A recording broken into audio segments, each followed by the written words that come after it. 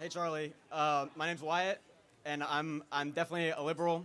And obviously, Donald Trump ran and won in no small part due to his stance on mass deportation and border security. And on the left, I feel that there should be more consensus on border security. I think it's essential to national security. But my disagreement comes with mass deportation. I examine policy in terms of costs and benefits. And when I look at mass deportation, I see massive costs and I see very few benefits. So my question to you is, what benefits can the American people see from mass deportation campaign? Sure, very fair question. Thank you, and thank you for having the position that border security is important, because not everyone in the Democrat Party does. Why don't you outline some of the one or two costs? I would imagine economic or maybe cultural. Let's lay out two of the most pressing costs that you would see in your research. So from my point of view, I see that it will likely decrease jobs for Americans. I think you look at the Secure Communities Initiative under Barack Obama and the effects of that. The studies of that showed that for every 1 million unauthorized workers that are deported, that's 88,000 American citizens who are forced into unemployment. The other cost is the opportunity costs. Obviously, one of the biggest points is to keep people safe. But if we're spending $1 trillion to deport unauthorized workers, there are better ways to spend that money to keep people safe, such as investing in police departments, paying higher salaries, better training, things like that. So there's a third element, which is also fairness. So those of us that are conservatives that support mass deportations think that it's wrong that you can cut in line to come into the United States of America when someone else has to wait 10 or 20 years to be able to come here legally. So it's an issue of fairness. But would you agree that we are headed towards an inevitable massive job displacement problem with artificial intelligence and robotics? Would you agree that that's probably on the near event horizon of 10 to 20 years? Yes, tech will take some jobs away for sure. So if we now agree that tech is going to make a lot of people in this audience basically have to figure out what they're going to do with their life, and let's just take robotics, we're going to see mass application of robotics in the next couple of years in agricultural work and service work. What is then the argument to keep 30 million people in your country illegally if robots are going to be doing those jobs? I mean, if there's any jobs, I guess the question I would ask is, if you're designing a government, should jobs first go to native-born people of your country or to foreigners? Well, my issue with that is that native workers and immigrant workers typically work different positions, right? Unauthorized workers take the construction jobs, the low-level general labor, and those jobs create demand for plumbers and electricians and construction managers, and those jobs are held by American citizens. So the fewer unauthorized workers we have, the less supply we have of the general position, and that means less demand for the middle level.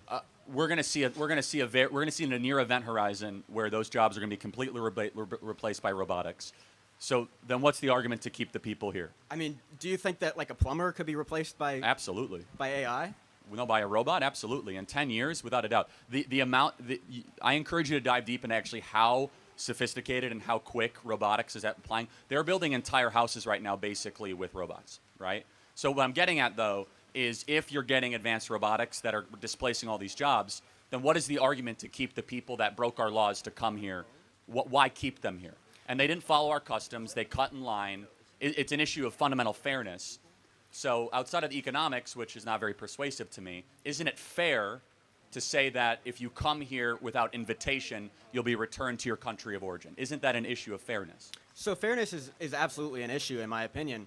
But it makes no sense to then uproot those people. Many of them have been here for 10 plus years. That's the thing. So pulling them up out of their roots is damaging to the rest of society. So how is it damaging to someone? Let's just say if a native-born American plumber has to compete for wage growth against someone who came here illegally, wouldn't it actually be better for Americans that their wages would go up? Well, their wages wouldn't go up because there'd be less demand for plumbers. No, the demand stays the same. How does the demand stay the same? Well, because the demand side, you're talking about the supply side, not the demand side, right? So demand is people want something, customers, and if there's less people that are doing the plumbing job itself, the supply will actually decrease and wages will increase. Right, but there wouldn't be less people doing the plumbing jobs because the unauthorized workers are working the low level, the general construction positions.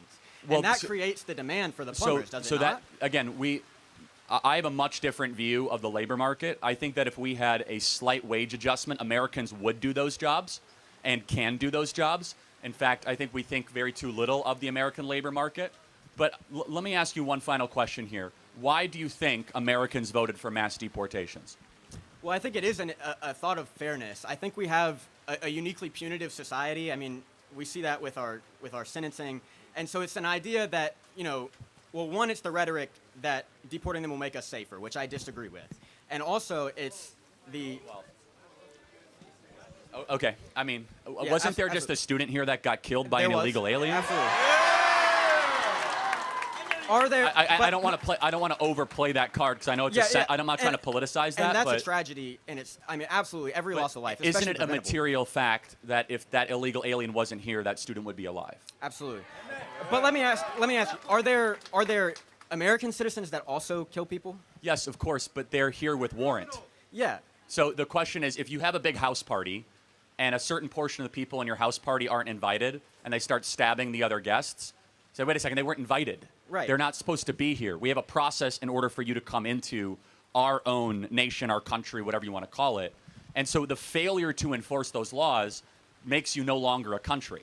Sure. And just so we are also clear, every single person who crossed the border illegally definitionally is a criminal because they committed a crime.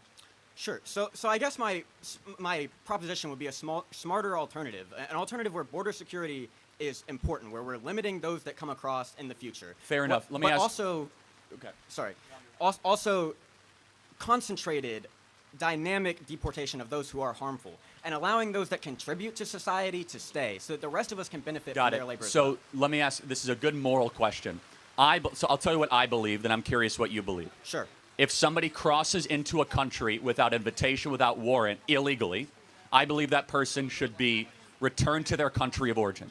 What do you believe the punishment should be, if at all, for somebody that comes into your country uninvited? Going forward, I believe they should be deported. But right now, they have roots here, and my argument Okay, is so that that's a fair argument. So that you're saying we've made our bed, and we have to sleep. Got it. So you're saying that there's an event horizon, that if you've been here for more than 5 years, you're off limits. Yeah. But if you've come within 5 years, they could be deported. Absolutely. Yeah. I don't agree with the post 5 years, but that's a much more mature, sophisticated view of immigration. That if the Democrat Party held, our country would be in a much better place. Right. I believe it's a smarter alternative, and, No, I advocate for that. So that is some sophistication and prudence, because there should be a punishment, and you can understand why. Absolutely. If we don't have deterrence, then you're going to have, as it happened under Joe Biden, 10 million people a year coming into your country, and it's full destabilization. So thank you for your question. Really appreciate it. Thanks for being here. Thank you so much for your Appreciate time. it. Thank you.